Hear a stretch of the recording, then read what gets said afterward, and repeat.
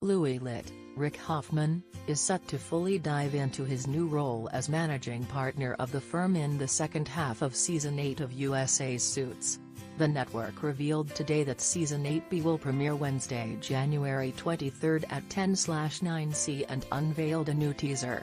"I had a nightmare last night that we made Louis managing partner, Harvey," Gabriel Macht says to Donna, Sarah Rafferty, in the above teaser.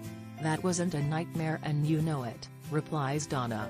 The second half of Season 8 picks up with expectant father Louis clearly relishing his new title. "You're a wild stallion, and I am not going to ride you hard," Louis tells an uncomfortable Harvey in the clip. From Universal Cable Productions, Suits was created and is executive produced by Aaron Korsh. Liman, David Bartis and Klein of Hypnotic serve as executive producers. Genevieve Sparling, Drogin and Christopher Misiano also serve as executive producers. Watch the clip above. What do you think about it? Share your opinion in the comments below the video. And also subscribe to the channel not to miss new, interesting videos.